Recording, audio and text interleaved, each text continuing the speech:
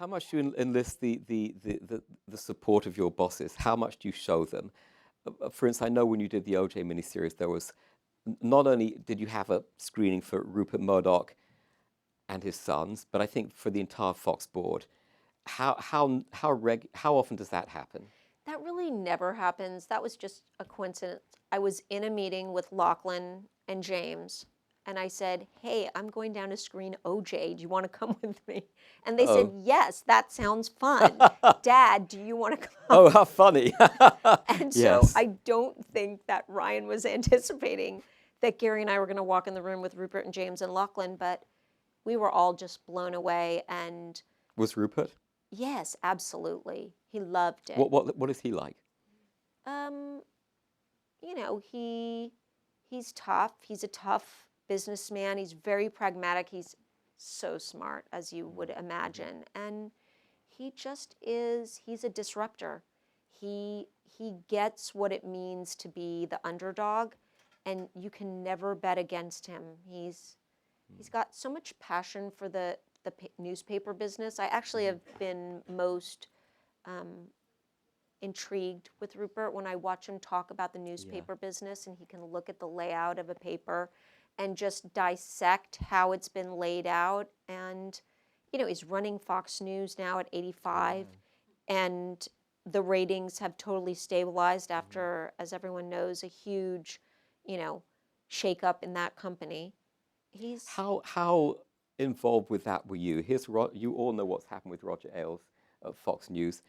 Were you involved in those conversations? really not at all. They're completely separate businesses. As you can imagine, the large number of creators in Hollywood are liberal Democrats, and we're talking to them about coming to Fox.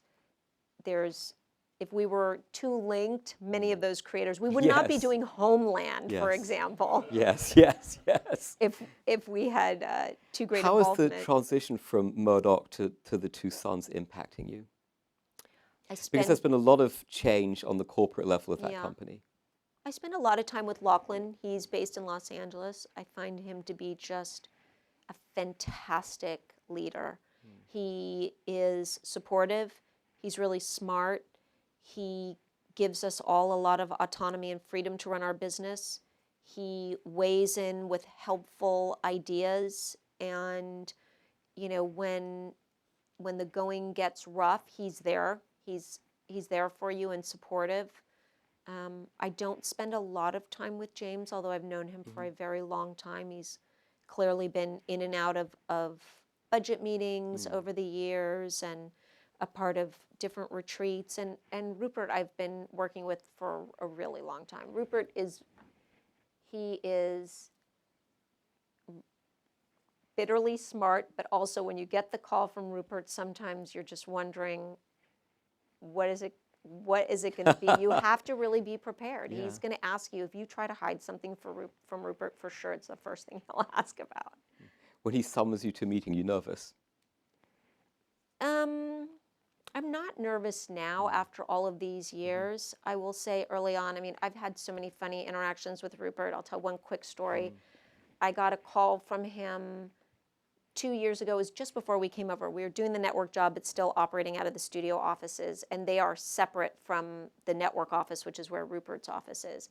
So I got a call from him, and he said, "Dana, do you mind meeting with me for a few minutes?" And I said, "Of course not." And he said, "Well, I'm going to come over to your office." And Rupert doesn't spend that much time in LA, and our office was not on the beaten path. And I thought, I'm going to go out and get him, because he'll just go out on his own. He never brings anyone with him. He never has security. He's just out. And so I went to find him, and of course he gets distracted by a lot of different people along the way. So I went and got him, and he said, "Okay, I really just want to talk to you about something quick. Can we sit down at like a picnic table out in the quad in between buildings?" So we sat down. It was about 4 o'clock. It was pretty empty, even though there's a cafe right there, but it was pretty empty.